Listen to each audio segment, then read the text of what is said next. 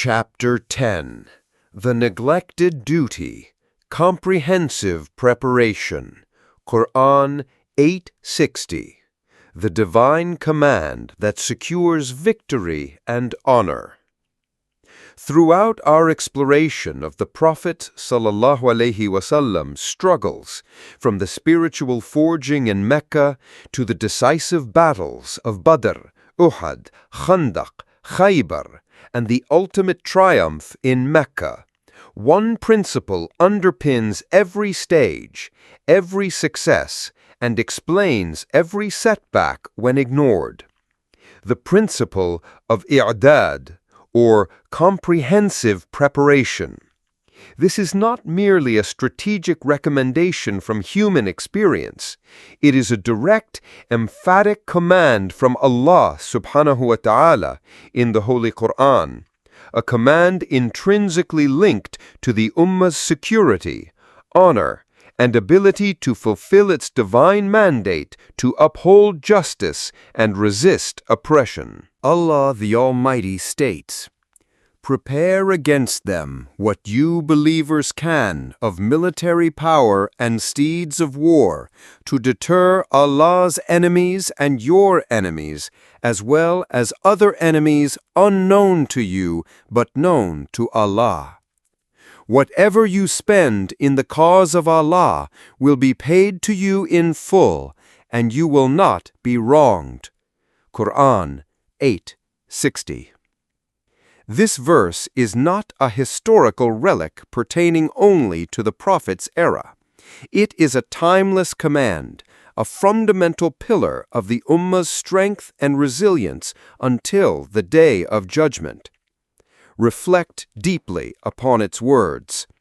It is a command, a'iddu, prepare, addressed to the entire community. It demands preparation, i'dad, against them, lahum, the enemies of Allah Subhanahu Wa Ta'ala and the enemies of the believers.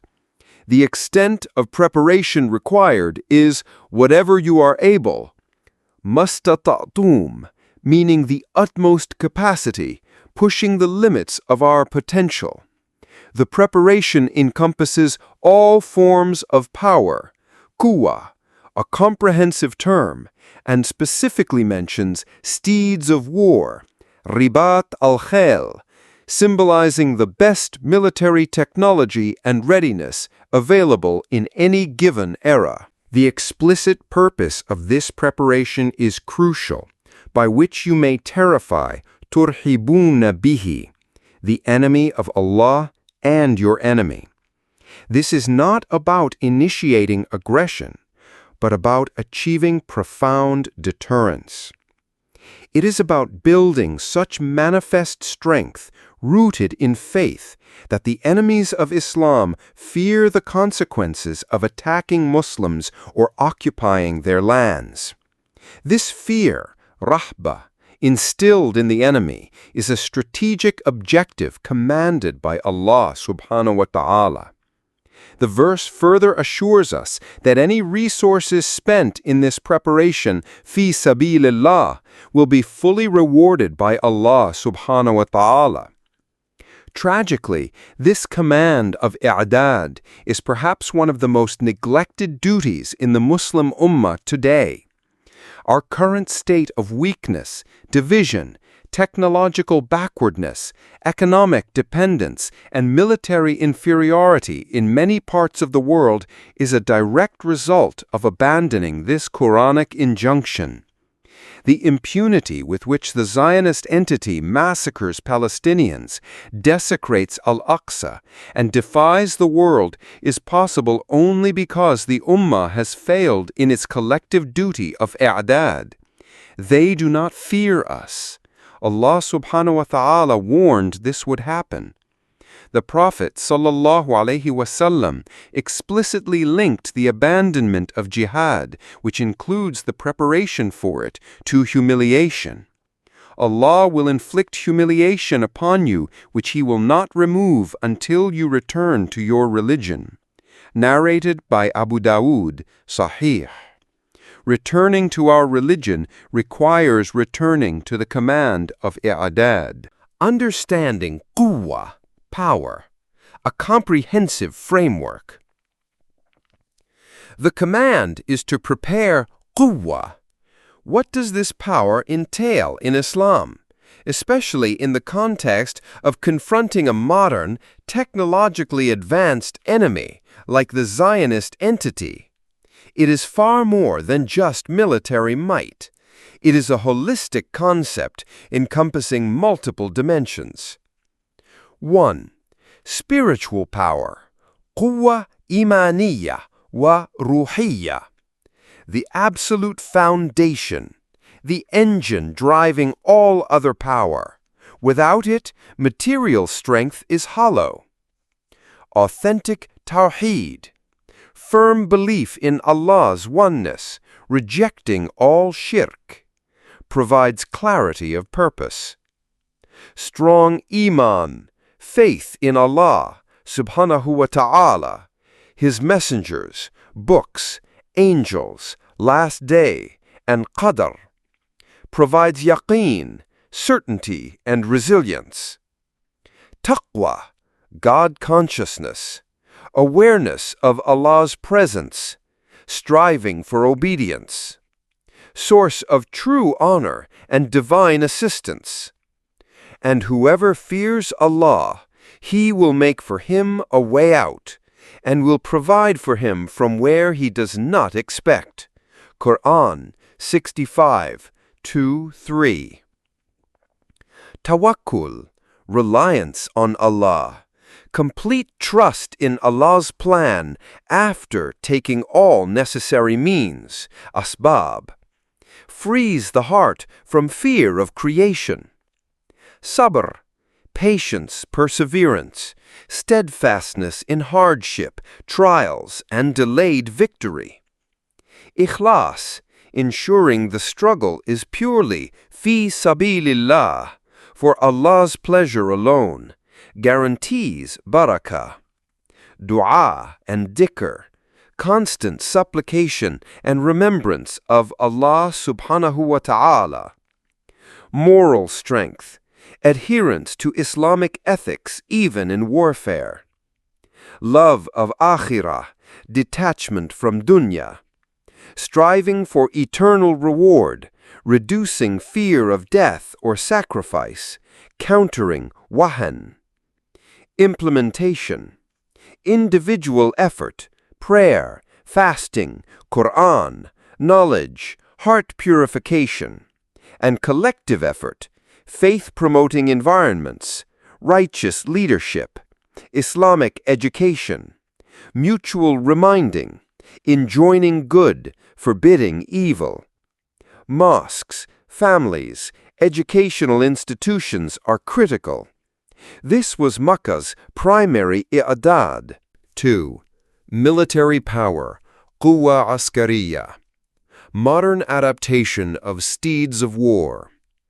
Well-trained personnel, dedicated, skilled fighters with strong iman. Advanced weaponry, acquiring or developing best technology, from basic arms to advanced missiles, drones, and cyber capabilities. Goal, to bridge the technological gap. Strategic thinking and planning, sound military doctrines, intelligence, command structures, and innovative tactics, asymmetrical warfare. Logistics and support, supply lines, medical care, and support for fighters and families. Indigenous military industry, local manufacturing to reduce dependence. Implementation, requires states or resistance movements to invest in defense, research and development, R&D. Individuals support, acquire skills, and maintain fitness. The Ummah must prioritize funding. 3. Economic power, Quwwah iqtisadiyya. Wealth enables other powers. Independent economies, free from riba-based global systems, develop halal, productive economies. Resource control. Control Ummah's natural resources for its benefit. Financial strength. Strong Islamic financial institutions, effective zakat and sadaqah for collective needs, defense, and oppressed. Boycotts and economic warfare. Systematic boycotts, such as BDS of enemy products and complicit corporations. Food and energy security. Sustain Ummah without relying on hostile nations. Implementation. Systemic change in Muslim countries. Individuals support Muslim businesses, boycott, and give zakat and sadaqah strategically. 4. Political power and unity. Disunity is Ummah's greatest weakness. Islamic governance. Strive for sincere Islamic leadership, prioritizing Ummah's interests via Sharia. Ummah-centric foreign policy. Align policies to support Muslim causes, such as Palestine, strong Islamic alliances. Rejecting false divisions. Overcome nationalism, sectarianism, tribalism. Strong institutions. Effective institutions for shura, coordination, collective action. Exposing collaborators. Identify and politically isolate regimes and individuals collaborating with enemies. Implementation. Dawah to rulers. Support sincere Islamic political movements. Raise unity awareness. Reject nationalist propaganda. Hold leaders accountable. 5. Media and information power. Controlling narrative is critical. Independent media. Establish powerful, professional, global Muslim media outlets. Truthful reporting.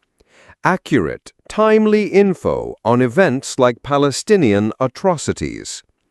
Islamic narrative. Frame issues from authentic Islamic perspective. Counter-propaganda, hasbara. Actively debunk enemy lies, expose crimes or hypocrisy. Digital proficiency. Master online tools for communication, mobilization, dissemination. Implementation. Invest in media infrastructure and training.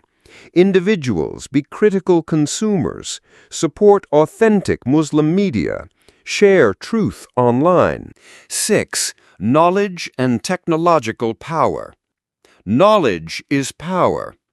Seeking knowledge.